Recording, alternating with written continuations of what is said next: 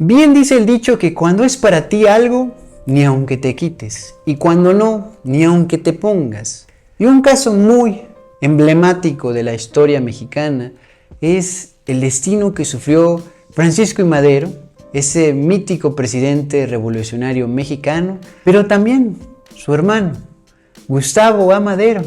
que en este pequeño libro biográfico que nos regala Ignacio Solares podemos descubrir esas grandes pinceladas de lo que fue su vida, su muerte y su carácter en comparación con su hermano, el presidente de la República Mexicana. Hola, ¿qué tal? Estás viendo Más o Menos Literatura y efectivamente en este video hablemos un poco de historia, de libros, hablemos de este personaje tan interesante que por otro lado no es tan conocido si lo comparas con su hermano Francisco I. Madero. Gustavo A. Madero, que los recupera Ignacio Solares para hablarnos un poquito a grandes pinceladas con una buena panorámica de su vida, su muerte y su carácter.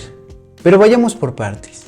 Lo que podemos decir de la vida de Gustavo, muy a grandes rasgos para entender cómo se forja su muerte y también su carácter, es que viene justo como Francisco I. Madero de una familia con muchas oportunidades, una familia de hacendados en el norte de México. La familia Madero pues tiene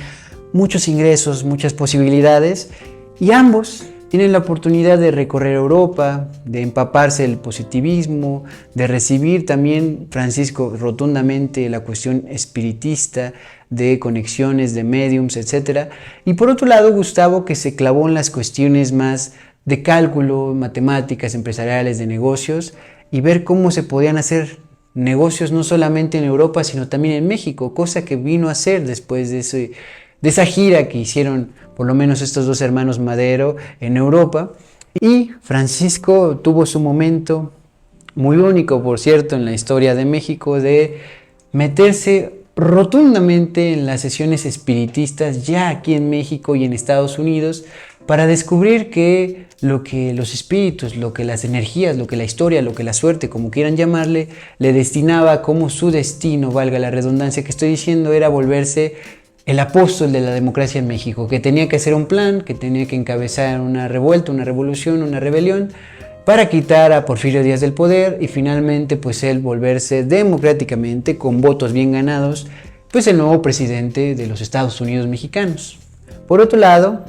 Gustavo siguió en esos momentos, todo en este principio de la revolución maderista, mucho más interesado en sus negocios, en su familia, en los viajes de entablar inversiones, etcétera, etcétera. Pero poco a poco se va viendo y nos lo recupera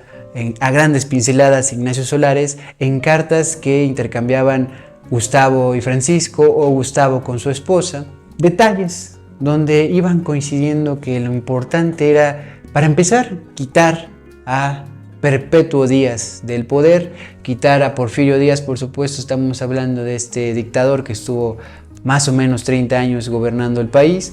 y poco a poco se van tomando de la mano en este objetivo compartido que es, a ver, México ya no debe de estar solamente gobernado en una dictadura, sino que tiene que haber de nuevo el despertar de lo que siempre fue el liberalismo, que antes estaba, que la Constitución lo anunciaba, de 1857, si no recuerdo mal, pero que Porfirio Díaz pues ya la había tirado al olvido. Pasarán cosas como también lo señalarán más o menos por esos tiempos, antes del levantamiento maderista, Ricardo Flores Magón, que ya tiene su video en este canal, te lo dejo en la descripción y también en una de estas viñetas del video. Pero volviendo a la situación de estos recorridos de vida, es que los dos comparten estas oportunidades por pertenecer a una familia con recursos, con inversiones de hacendados, y que uno se reflejará en el destino de, por medio de revelaciones espiritistas, saber que tiene que volverse un demócrata y tomar el poder de manera, pues, por voto justo, de manera directa del pueblo y la representación, y que Porfirio Díaz se tiene que ir. Y eso le empezará como a tocar también las intenciones, la vida, los sentimientos, la convicción a su hermano Gustavo. Y al principio vamos viendo ciertas cartas, Gustavo no quiere entrarle, Gustavo no quiere dejar las cuestiones de negocio, siempre está diciendo en sus cartas, bueno, sí lo apoyo y todo, pero quizás ya debería dejar todo esto y volver a la cuestión empresarial, que todo siga funcionando, quizás estoy descuidando mucho esa parte de mí, los negocios. Y aún así, conforme siguieron pasando los meses, los años, todo eso se transformó en poner sus ingresos, sus apoyos económicos que él había logrado conseguir por riqueza familiar y también por negocios, al servicio de la revolución. Y todo esto se transformará en que incluso estará en algún momento por el norte de México, si mal no entiendo, acompañando y platicando y entablando alianzas precisamente con Francisco Villa, uno de esos grandes referentes del norte de México, también como revolucionario mexicano, nunca mejor dicho, y que creo que representa muy bien eso, que Gustavo de un momento a otro, poco a poco, se transformó en el operador económico y de negocios, incluso jalando inversiones de una empresa totalmente destinada a otra cosa, pero usándolo para ingresos revolucionarios, para seguir teniendo parque, para seguir teniendo pues insumos, seguir teniendo oportunidad de comida y todo esto, y de repente se acomodaron los dos hermanos como el líder blanco, el líder pues que estaba totalmente entregado a la misión democrática que fue Francisco, y el líder no declarado, pero sí de los manejos logísticos, ¿no? La persona administrativa de mucho de la revolución maderista. Y todo esto significará tan larga manera de apoyarse que se irá reflejando que dentro de toda la familia, conforme nos dice Ignacio Solares, la familia Madero, el único que desde niños y hasta el último día de sus vidas apoyó en lo que Francisco le convenció fue Gustavo. Gustavo fue el único de toda la familia Madero que no abandonó a Francisco ni al principio de su levantamiento, ni cuando se estaba convenciendo de que tenía que volverse un demócrata y lanzarse por la presidencia, ni tampoco cuando muchas veces le dijo frases como la siguiente: Francisco, nos van a matar. Y Francisco contestó con la gravedad que para entonces ya no lo abandonaba, nos dice Ignacio Solares: sí, yo sé que me van a matar. Y Gustavo replicó en esa ocasión en un tono contundente: pero no nomás a ti, nos van a matar a los dos, y además te aseguro que me van a matar a mí primero. Y esta frase, que es ya claramente apuntar al final de sus vidas, me sirve para pasar a la muerte de Gustavo Madero. En cuanto a la muerte de Gustavo A. Madero, nos dice Ignacio Solares, lo cierto es que no hay otra muerte tan trágica en nuestra historia como la de Gustavo Madero. Huerta lo había invitado a comer aquel 13 de febrero al restaurante Gambrinus y ahí mismo lo hizo su prisionero. Al presidente Francisco, al vicepresidente Pino Suárez y a Felipe Ángeles los mandó encerrar en la intendencia del Palacio Nacional. Gustavo estuvo encerrado varias horas en un cuartucho oscuro y polvoso que servía de guardarropa, las manos atadas con un cordón de cortinas. Y desde allí, pues el restaurante estaba muy cerca del Zócalo, alcanzó a escuchar veladamente la bulla de la gente en la calle y las campanas de los templos echadas a vuelo. La ciudad festejaba el triunfo del ejército faccioso, el retorno a la paz y la caída del único presidente elegido democráticamente a lo largo de toda la historia del país, su hermano. En la calle de Nuevo México se levantaban las llamas del periódico maderista Nueva Era. Por la noche Gustavo fue conducido a la Ciudadela, donde los generales Félix Díaz y Manuel Mondragón le entregaron a la chusma asesina, soldados ebrios, algunos de ellos de 17 y 18 años cuando más, alumnos de la Escuela Militar de Aspirantes. Hacia allá fue conducido Gustavo por un pasillo que para él era como el primer pasillo de la muerte, entre empellones e insultos a la estatua de Morelos que se recortaba airiosa en el fondo de la noche, un altar en que debía oficiarse el sacrificio. Su cadáver, según el ingeniero Alberto J. Pani, presentaba 37 heridas, y en una pequeña libreta que le encontró en sus bolsillos una vez que su familia rescató el cadáver, había anotaciones sobre un libro de Julio Verne que le recomendaron y que pensaba comprar en los días siguientes, pues Gustavo era un hombre sensible, que también le gustaba la música y él mismo tocaba el violín. También nos dice que en su cadáver encontraron un código para comunicarse con allegados de la revolución, por supuesto su hermano y otros dirigentes de esta parte maderista. de la Revolución Mexicana. Ese código, nos dice Ignacio Solares, que también significa algo que nosotros actualmente, mexicanos, mexicanas, lo que quiera que eso signifique, seguimos intentando resolver. Cómo comunicarnos con estas personas, con este pasado revolucionario que está por un lado pues marcado muy abiertamente con la figura, la obra, el legado de Francisco Madero, pero también con lo que concierne a su hermano Gustavo, que no solamente debemos de entenderlo como una parte de denominación de los lugares de la Ciudad de México, con la delegación o el municipio Gustavo Madero, sino que también es algo que está vivo, que intentamos reentender o que intentamos reinterpretar o por primera vez descubrir, porque hay muy poca información de Gustavo Madero si lo comparas con la información y los avances de investigación que hay en las figuras de Villa, en las figuras de su hermano, en las figuras de Felipe Ángeles incluso, y creo que ver a estos personajes alternativos o subalternos, de que no son el protagonista, el presidente, pero sí una persona muy allegada, pueden darte muchas revelaciones de cómo fue ese México, pero también el México de ahora. Siempre es la relación de cualquier suceso histórico con lo de ahora, de cómo lo leemos, cómo lo sentimos. Y eso me sirve para hacer una comparación que está durante todo el libro, que es la cuestión del carácter de Gustavo A. Madero. El carácter de Francisco de frente al carácter de Gustavo A. Madero no podrían ser tan diferentes,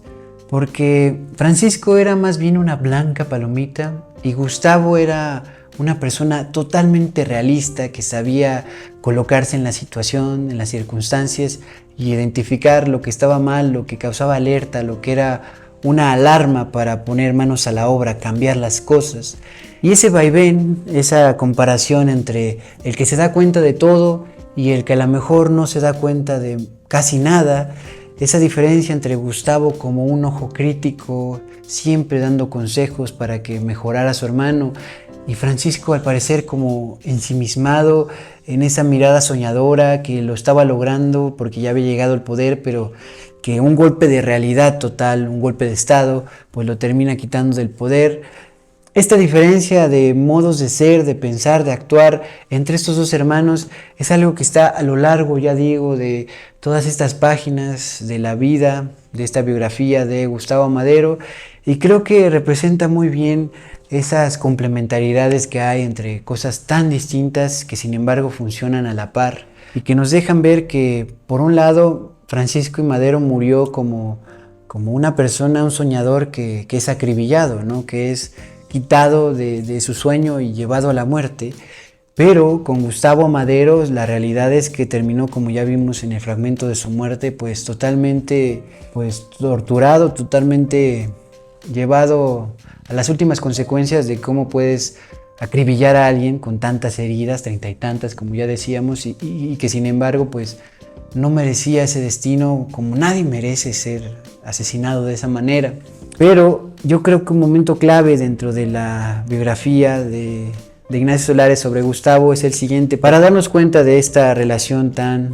complementaria de cercanía de estos dos hermanos. Este momento clave que representa la cercanía, incluso a pesar de la distancia de sus maneras de ser, sus maneras de obrar y sus maneras de vivir, este momento de cercanía entre estos dos hermanos creo que queda bien representado en este fragmento que quiero compartirles, donde Francisco preguntaba: ¿dónde está Gustavo? ¿Qué sucedió con Gustavo? Era lo que preguntaba a todos los que iban a verle. Su obsesión, lo que empalideció cuanto pudiera sucederle a él mismo. Y el que fuera embajador cubano en el régimen de Madero, Márquez Sterling, excelente escritor, ha dejado de aquellos últimos momentos de Francisco una semblanza estremecedora. Él, por proteger y ayudar a quien tanto lo había protegido y ayudado, decidió pasar a su lado la noche primera que permanecía preso en la intendencia de Palacio, con la venganza de Huerta cerniéndose sobre ellos como una sombra, como una ave agorera. Quizá, dice Márquez Sterling, mi presencia impediría por lo menos aquella primera noche el desenlace fatal que todos adivinábamos para los presos de la intendencia, para el presidente Madero, el vicepresidente Pino Suárez y el militar amigo fiel Felipe Ángeles. Entonces fue cuando oyó las palabras de Francisco: embajador, necesito saber qué sucedió con Gustavo. Y Francisco improvisó una cama con 3 sillas, al igual que los otros. Entonces, de una maleta marcada con las iniciales de Gustavo, sacó frazadas y sábanas igualmente marcadas. Este detalle le pareció significativo a Márquez Sterling. Al amanecer, se fueron aclarando a nuestra vista los objetos como si renacieran de la borrasca y observé al presidente Madero que dormía en un sueño dulce, reposando en el alma de Gustavo, quien lo tomaba entre sus brazos. Madero vuelve a vivir su gloria y sonríe bajo el sudario de Gustavo. Este fragmento, esta parte donde tenemos a ambos hermanos ya encarcelados, cada quien en su lado, y que decida, pues en desesperación y en búsqueda de descanso, Francisco envolverse en las frazadas, en las sábanas de su hermano que tienen sus iniciales y que lo descubre el embajador desde su perspectiva,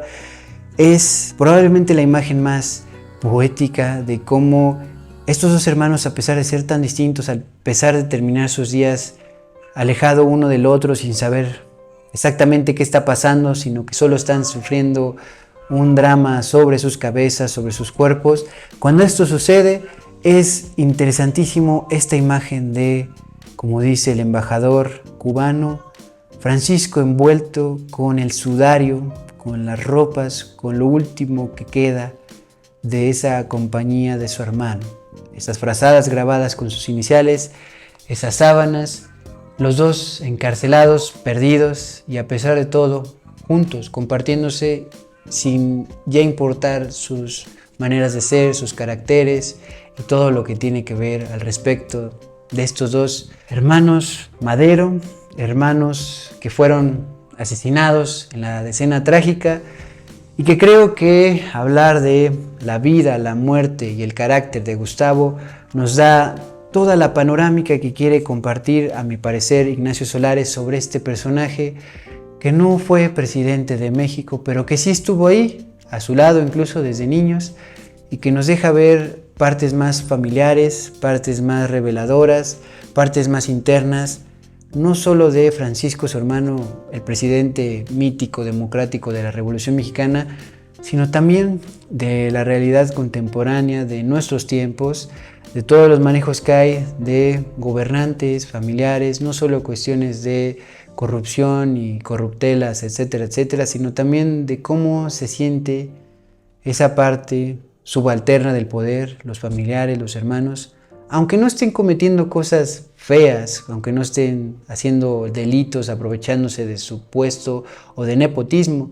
sino relaciones políticas también dentro de la familia. Esta sería entonces la panorámica a 3 grandes rasgos de la vida, la muerte y el carácter de Gustavo Madero, el hermano del presidente, el hermano de Francisco y Madero, que tiene también su propio aporte, su propia evolución y que siempre nos invita a este tipo de lecturas históricas a reflexionar no solamente sobre los personajes principales como los presidentes o los que toman el poder, sino también sobre los familiares, sobre los allegados, sobre los más fieles acompañantes de los revolucionarios, en este caso en México, y que creo que siempre nos da otra luz, otra perspectiva, entrarle por medio de estos personajes alternos y no solo los más encandilados de la historia mexicana y del mundo en general. Y esto también es más o menos literatura, si te gusta la historia, los libros, los análisis, las reseñas de libros de literatura, te invito a que te suscribas, compartas este video y dejes tu comentario con propuestas y aclaraciones, nada de insultos, y nos seguimos viendo en un muy próximo video. Bye.